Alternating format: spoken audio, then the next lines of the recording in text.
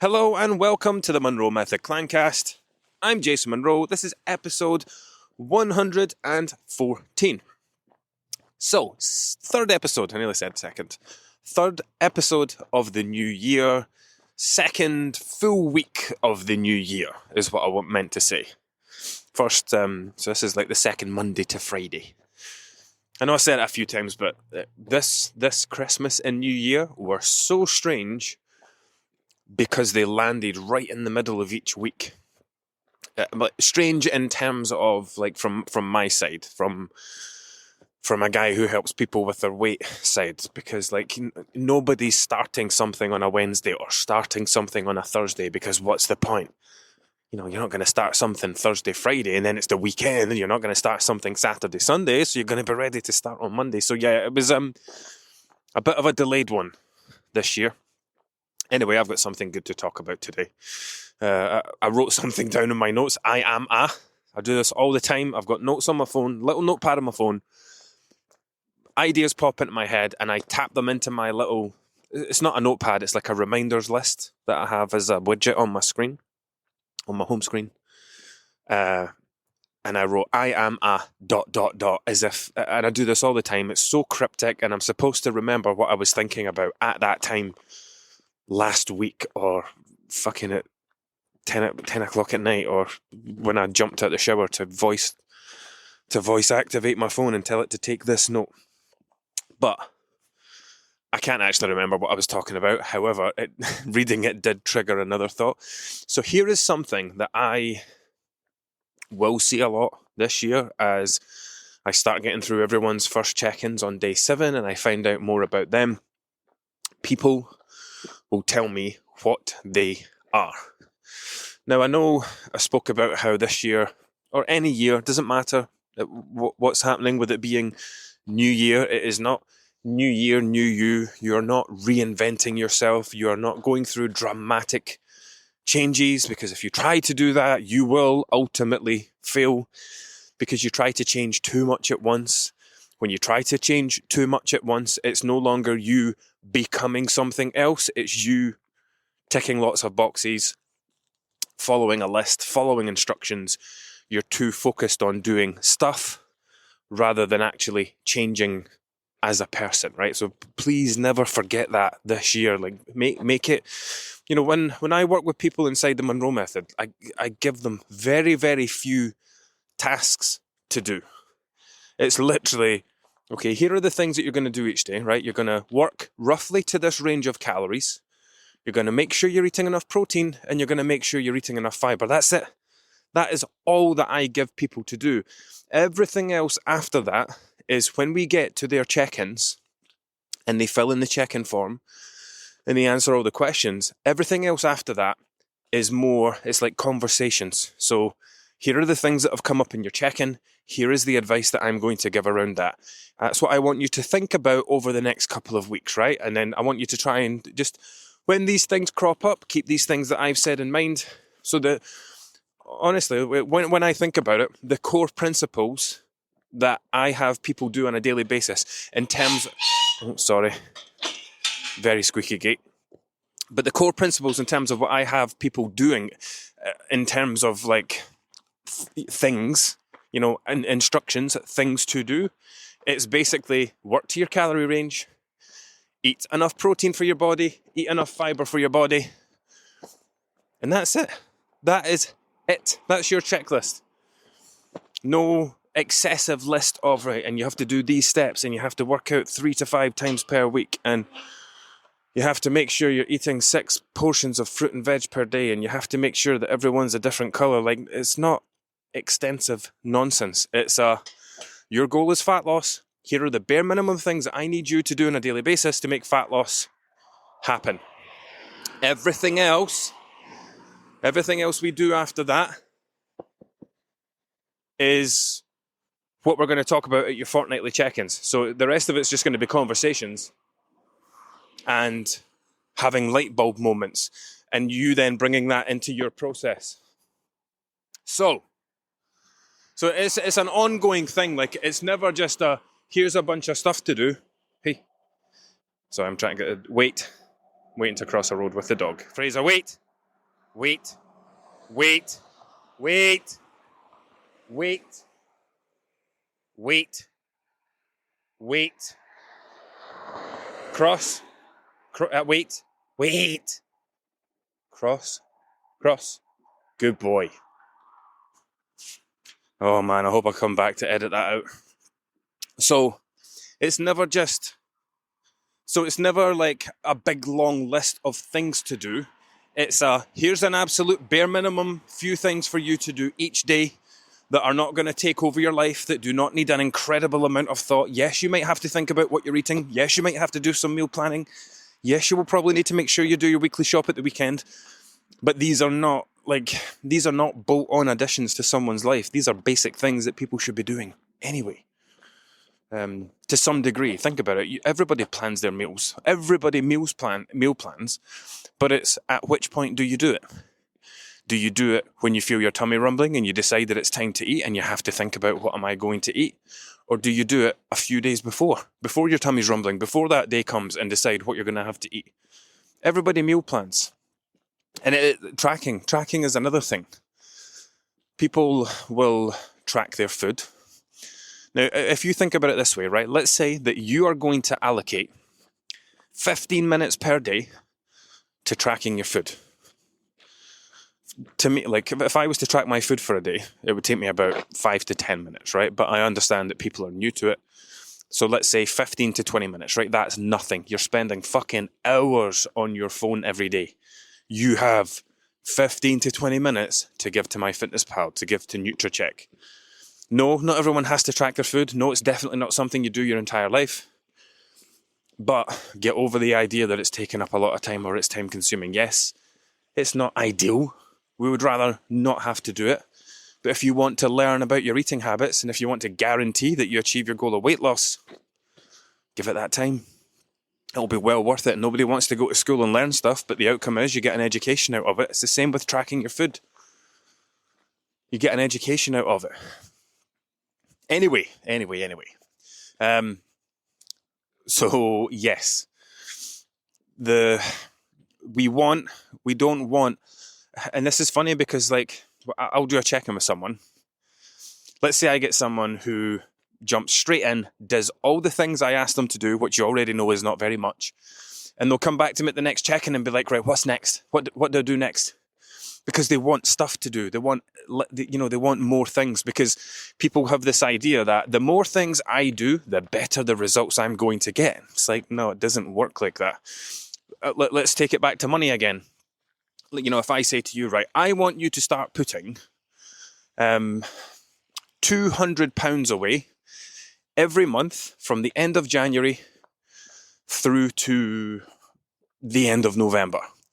And for next Christmas, you will have £2,200 in the bank, and that will pay for all your kids' Christmas, your partner's Christmas, the extended family's Christmas. You can use that as a budget for days out.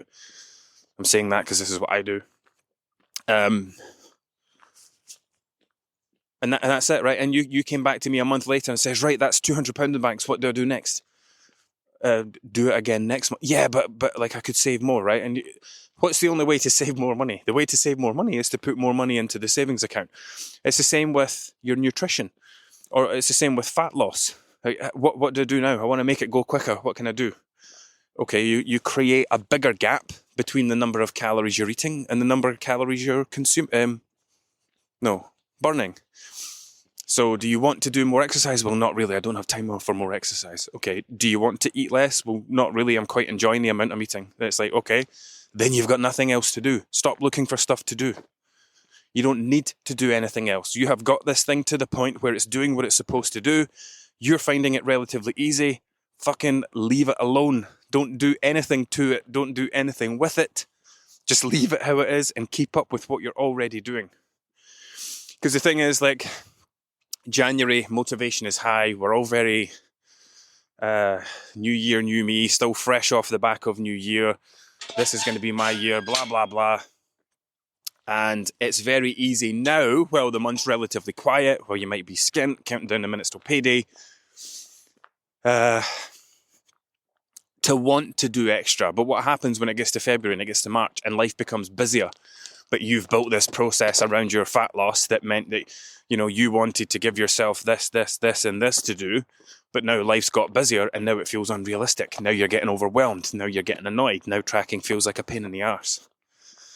So this has gone in a completely different direction again, as it usually does, but we'll circle back to what I want to talk about today. So anyway, that part, don't give yourself too much to do. Remember, the more that you make weight loss a box ticking exercise, the more you are going to yo-yo diet for your entire life, because it has to be something that you adopt.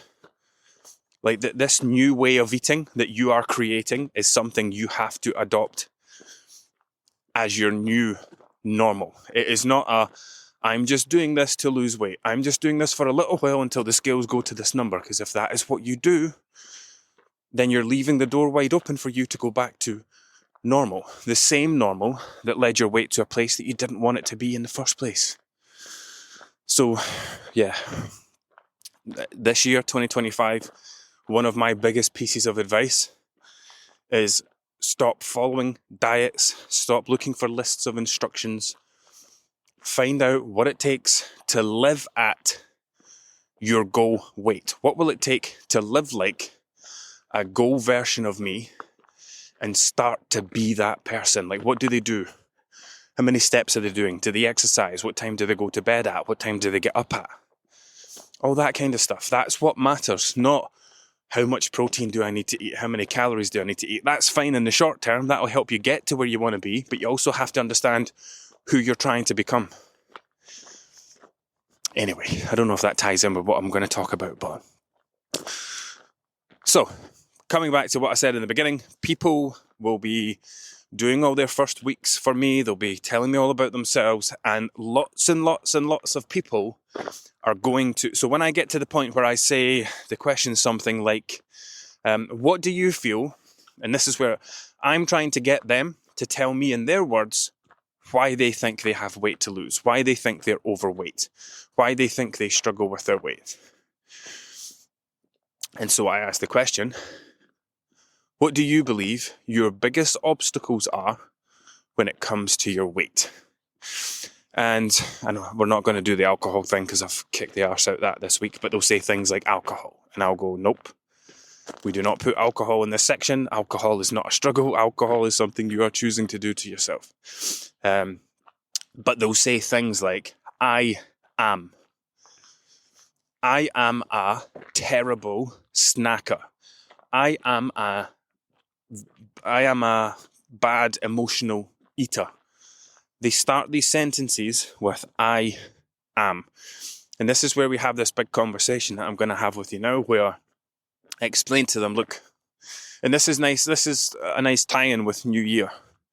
I explain to them that you are not this thing, you are many things. You've told me up here what you are. You are a single parent to a daughter who works very hard, who does this, and this. That's who you are and what you are.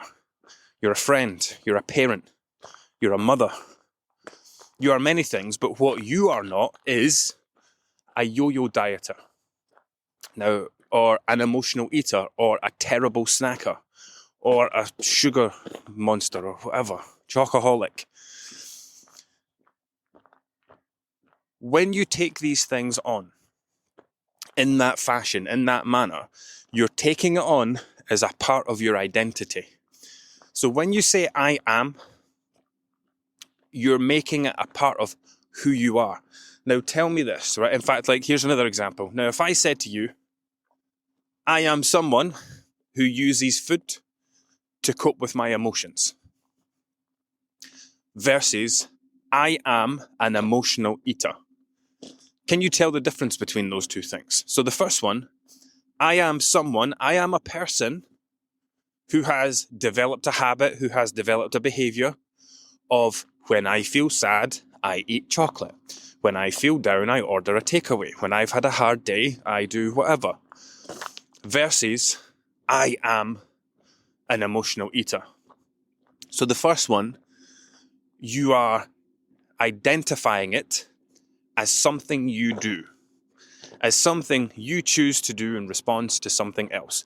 You're identifying it as a behavior, you're identifying it as a habit, you're identifying it as a choice, versus this is just what I am. So the key difference here is, in the first version, when you accept that something's a behavior, it's a choice, it's a habit, it's separate from you, versus taking on something as a part of your identity. I'm a mother, I'm a parent, I'm a whatever, I'm an emotional eater. Like, when you think and talk about something as if it's something you are, you're taking it on as a part of your core personality, as a part of your identity. So let me ask you this. What do you think will be easier to change? You're a part of your identity, a part of your personality, or a thing that you do? I know it's an obvious answer, right? But it is going to be much easier to change something that you do, because you do lots of things. You've got lots of habits, lots of behaviors, and they come and go. But nobody takes on brushing their teeth as a part of their identity, do they? I am a toothbrusher. Okay, you brush your teeth in the morning, I get that. But it's not a part of your personality. It's not who you are. In the same way that I eat chocolate when I feel sad is not a part of your identity. It's I've never said that before about the teeth brushing thing. I mean, I talk about it a lot in other circumstances. I've never thought about it in that way. Isn't it funny how we don't often take on our positive habits as part of our identity? I am a hair washer. I am a showerer. I am a toothbrusher. We don't say that. That's fucking ridiculous. However, I am a chocoholic. I am a snackaholic. I am a crisp monster. I am an emotional eater. It's almost as if we're taking it on. It's like Alcoholics Anonymous. Hi there, my name's Jason. I'm an alcoholic. It's almost as if we feel like it's something so negative that we need to make it. I'm making this bold statement about this negative thing to let people know that I just accept that I am someone who eats lots of snacks or eats lots of chocolate or eats their feelings. And okay, that's fine, but you're making it very difficult to change that thing when you do that. Because it's not a big deal, and I get that it might feel like a big deal to you. I get it because you don't understand it. You know full well that you shouldn't be eating all that chocolate, and yet you still choose to do it. And I get that. I completely get that, because I have been there. I used to call myself a stress eater. I still say it from time to time when I'm talking to clients. I used to be a terrible stress eater. And I did. Especially when I first started. Not so much when I worked in a place at my old job, but when I came home and I was first introduced to working from home life, and I was working at a dining table in a kitchen on a laptop, I discovered a whole new side to myself. Here's me about to sit down, give up my day job, and help all these people with a diet, and I've just discovered that I'm someone who, when they feel stressed or overwhelmed and places themselves in a food environment like the kitchen, jumps up and goes to look for something to eat when they're doing something they don't particularly want to do, or it's difficult or whatever. So, I discovered that about myself. That was something I had to work on back in 2018. That I identified very quickly with a change in circumstances. That would actually be a really good podcast episode. Let's save that for next time, I think. So, advice for 2025. Stop saying that you are something. You are not a terrible whatever. I'm a terrible snacker. I'm so bad for emotional eating. That's playing into that on-plan, off-plan mentality, that that polarized thinking, where you're either good or bad, naughty or nice, on-plan, off-plan, healthy, unhealthy. Stop creating such a negative thing around your habits and behaviors, because it's not helping you change them. Like it's the same old thing that people do when it comes to the relationship with food. Using that negative language in the hope that it will make you feel so bad about something that you won't want to do it anymore. And that's just not how it works. It backfires every time. Because if you try to make yourself feel bad about emotional eating, Christ, if there is one thing that you do not want to make yourself feel bad about, it's emotional eating. Because what will happen when you feel bad? You will emotionally eat. So it massively backfires in this particular situation. So, advice for 2025. Get rid of this I am when it comes to associating yourself with unhelpful habits, unhelpful behaviors. Okay, so you snack a lot, that's fine. Just say that. I snack a lot. I eat a lot of chocolate. What you are not is I am a snackaholic. I am a chocoholic. I am an emotional eater. You're not these things. Because it is far easier to change a behavior. I'm not going to say it's easy, but it's easier. You know, you're making it more difficult by talking and thinking like that. And again, a lot of this is a lot of the reason why people think it's so difficult to change. You know, it's not just that they're trying to change something. They're trying to change something that they've made such an ingrained part of who they are. And it's so, I know it sounds ridiculous and it sounds so simple and you might not think it's as easy as this, but this is the start point. The start point is always working on the way that you think. And this is why, you know, hopefully from listening to as many of these episodes as you have, you're starting to understand that weight loss is not about the number of calories that you eat or the amount of protein or the amount of fiber. It starts in your mind. Like I said before, you need to start thinking like the goal version of you. We'll do that in another episode as well, because that's quite a good exercise. But you basically need to cast your mind into the future, right? Okay, right now I am 16 stone. I want to be 10 stone. There's a big difference between those two things, right? 16 stone you will never be able to live like 10 stone you, right? It doesn't matter what you do with calories or any of that stuff. If I put you in a 10 stone body right now, you would take it straight to 16 stone because you do not know how to live like that version of you. What you can do is cast your mind forward and ask those questions. How would a 10 stone version of me live? Like I said earlier on, what time are they getting up at? How many hours of TV do they watch?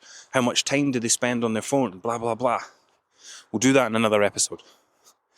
But like I said, it's all a game of the mind. Like the weight that you are did not happen because of anything else other than the way that you think, act and feel, not just around food, not just around drink, but around all the food associations and connections that you make. So this year, 2025, make this the year that you stop identifying as your unhelpful behaviors, stop identifying as your unhelpful habits, and start separating them from yourself. Start treating them the way they're supposed to be treated, as standalone behaviors. This is a thing that I do. This is a behavior that I have. This is a choice that I make. It's not who you are. Because if you continue to hold on to it in that fashion, you will find it 10 times more difficult to change. So like I said, this process, it's never going to be easy, but you certainly can make it much harder for yourself or much easier. Until next time.